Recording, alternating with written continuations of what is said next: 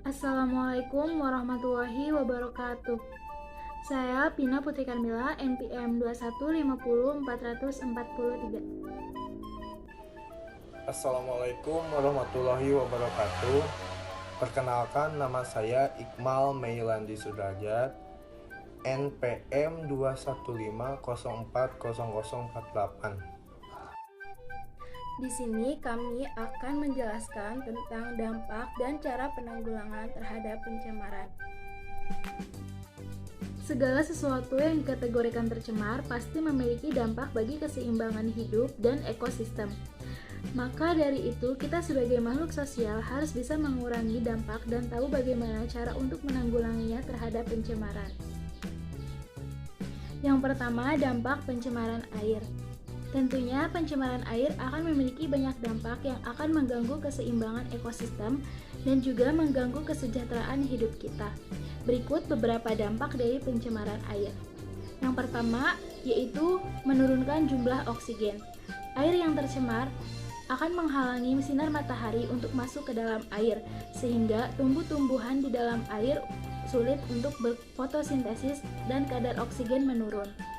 Yang kedua, merusak ekosistem dalam air. Makhluk hidup dalam air yang hidup di air yang tercemar akan sulit bertahan hidup. Misalnya karena sumber makanan ikan-ikan dan makhluk hidup air lainnya juga terkontaminasi oleh senyawa komponen lain, sehingga rantai makanan dalam air tercemar tersebut akan terputus dan makhluk hidup akan sulit bertahan hidup. Yang ketiga, mengganggu atau menurunkan produktivitas tumbuhan. Untuk melakukan fotosintesis, tumbuhan memerlukan air. Namun, jika yang terserap oleh tumbuhan adalah air yang tercemar, hal ini jelas akan mengganggu proses tersebut. Yang keempat, menyebabkan dan menimbulkan berbagai wabah penyakit. Air yang sudah tercemar maupun air yang sudah tidak lagi layak untuk kita pakai, apalagi kita konsumsi. Oleh karena itu, menggunakan atau berinteraksi langsung dengan air tercemar bisa menyebabkan berbagai penyakit seperti penyakit kulit dan permasalahan pencernaan. Yang kelima, mengganggu pemandangan. Tentunya melihat air yang dulunya jernih sekarang menjadi kotor dan bahkan berwarna kecoklatan atau kehitam-hitaman sangat tidak enak dipandang. Kalau ibarat zaman sekarang nggak ada estetiknya sama sekali. Memiliki sumber air yang tercemar sungguh bukanlah hal yang dapat menjadi kebanggaan sama sekali, dan justru malah mengganggu pemandangan. Penanggulangan pencemaran air. Pengendalian atau penanggulangan pencemaran air di Indonesia telah diatur melalui Peraturan Pemerintah Nomor 82 Tahun 2001 tentang pengelolaan kualitas dan pengendalian pencemaran air. Salah satu upaya serius yang telah dilakukan pemerintah dalam pengendalian pencemaran air adalah melalui program Kali Bersih atau Prokasih. Program ini merupakan upaya untuk menurunkan beban limbah cair khususnya yang berasal dari kegiatan usaha skala menengah dan besar. Ada dua prinsip usaha untuk menanggulangi pencemaran, yaitu 1. Penanggulangan secara non-teknis dan 2. Penanggulangan secara teknis. Penanggulangan secara non-teknis yaitu usaha untuk mengurangi pencemaran lingkungan dengan cara menciptakan peraturan perundangan yang dapat merencanakan, mengatur, dan mengawasi segala macam bentuk kegiatan industri dan teknologi sehingga tidak terjadi pencemaran. Dan yang kedua yaitu penanggulangan secara teknis. Penanggulangan secara teknis bersumber pada perlakuan industri terhadap perlakuan pembuangannya. Misalnya dengan mengubah proses, mengelola limbah, atau menambah alat bantu yang dapat mengurangi pencemaran. Yang kedua yaitu dampak pencemaran udara. Yang pertama terjadi hujan asam. Hujan asam terjadi akibat meningkatnya kadar nitrogen oksida dan sulfur oksida di bumi. Terjadinya hujan asam dapat membuat bangunan lebih mudah berkarat karena bersifat korosif dan menghambat pertumbuhan tanaman. Selain itu, bagi kesehatan akan berdampak sistem gangguan pernapasan. Yang kedua yaitu efek rumah kaca. Efek rumah kaca terjadi akibat suhu bumi yang meningkat akibat dari meningkatnya karbon dioksida dan karbon monoksida di atmosfer. Kedua zat tersebut menghalangi panas bumi, sehingga panas bumi tetap berada di bumi atau yang biasa kita sebut sebagai pemanasan global. Yang ketiga yaitu menipiskan lapisan ozon. Kadar CFC atau yang biasa kita kenal dengan freon pada kulkas dan AC itu mempercepat menipisnya lapisan ozon. Semakin banyak CFC yang dilepaskan di udara menyebabkan semakin cepat juga lapisan ozon kita menipis. Penanggulangan pencemaran udara.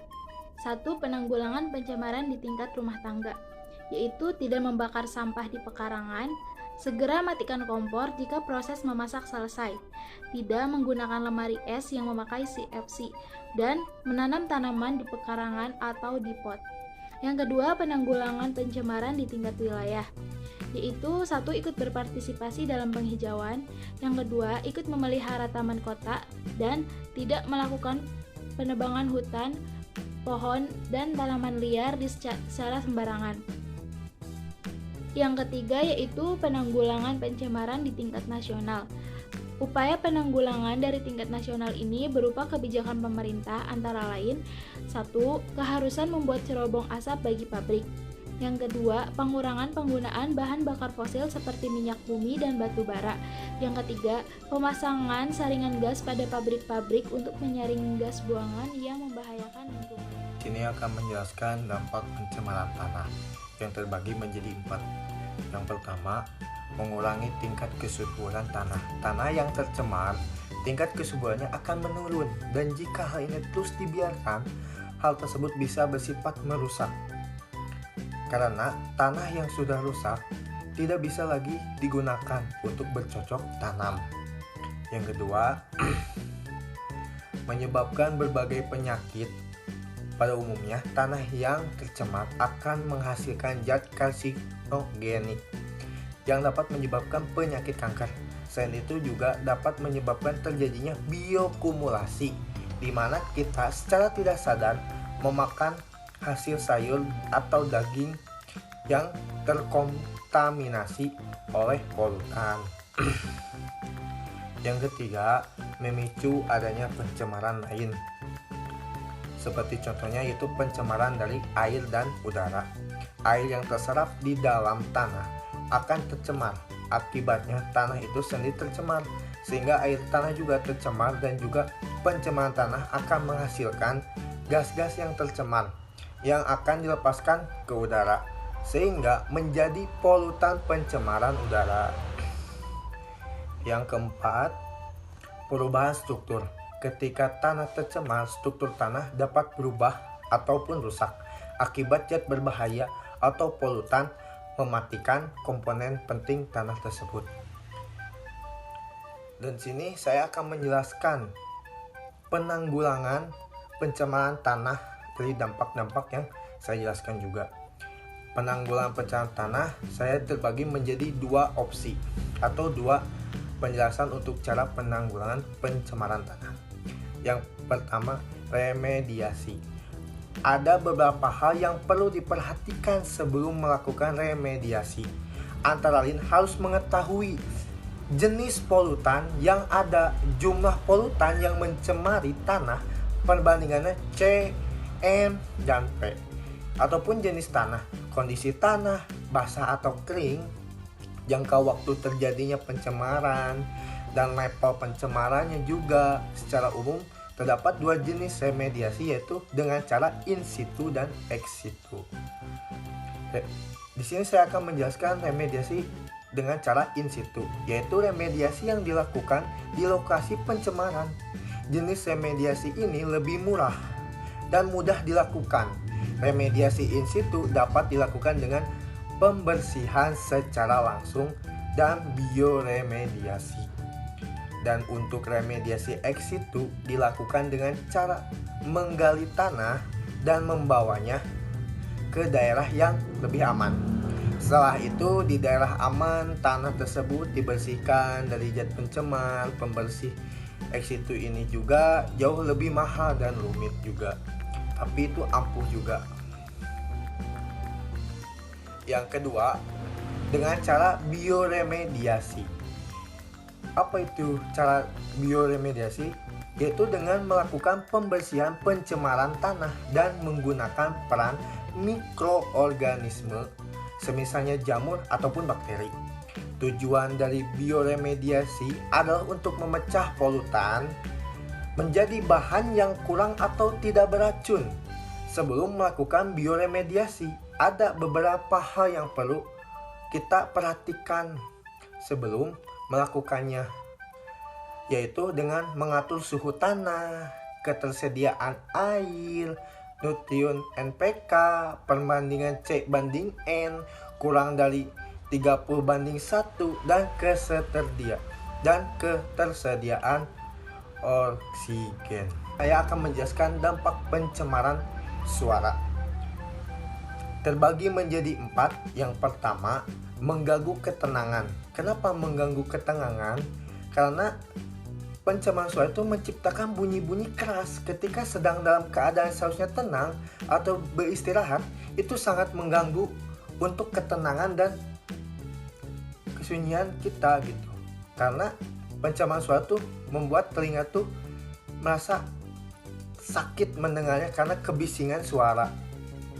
Kedua, gangguan pendengaran dalam taraf tertentu, yaitu suara yang melebihi 75 kurang 85 dB dalam jangka waktu yang lama dapat menyebabkan seseorang gangguan pendengaran, apalagi kalau lebih dari 85 dB.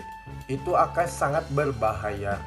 Yang ketiga, kesulitan berkomunikasi.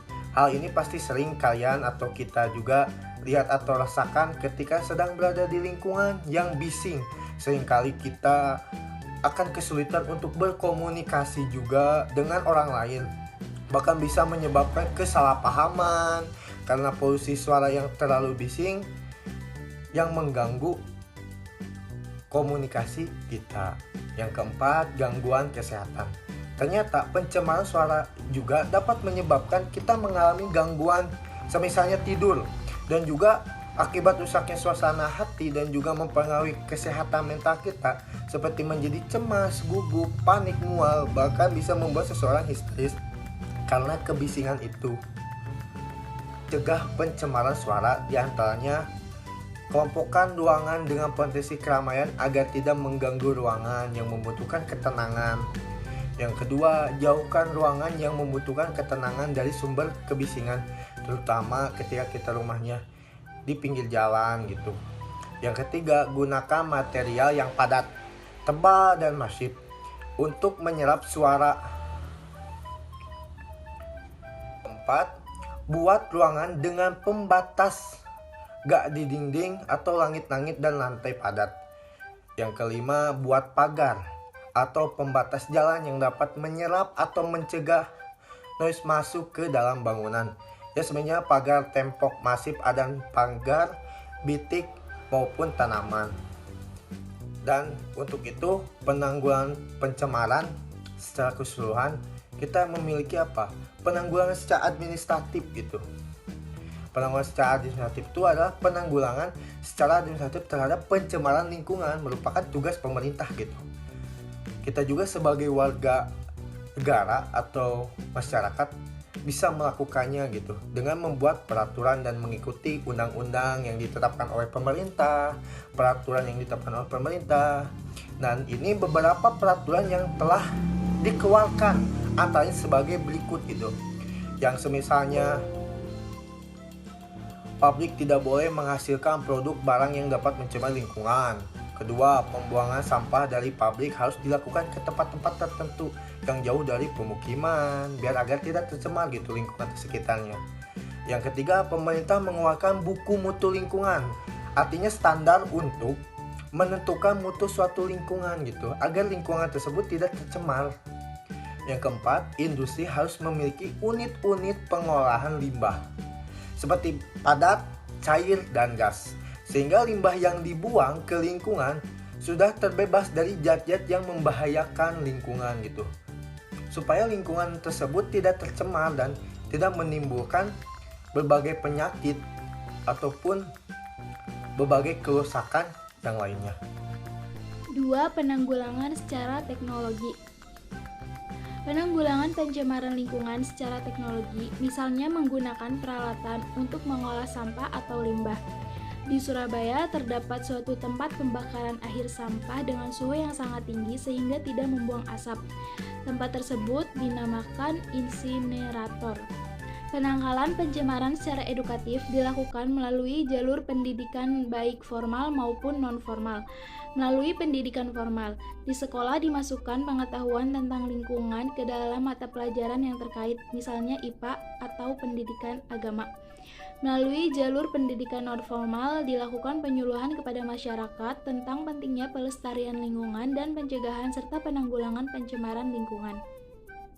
Yang keempat yaitu penanggulangan pencemaran lingkungan berdasarkan undang-undang, yaitu 1. Mengatur sistem pembuangan limbah industri. Yang kedua, penempatan kawasan industri terpisah berjauhan dari kawasan penduduk. Yang ketiga, pengawasan akan penggunaan bahan kimia, misalnya pestisida dan insektisida. Yang keempat, melakukan penghijauan. Dan yang terakhir, pemberian sanksi secara tegas kepada pelaku pencemaran lingkungan.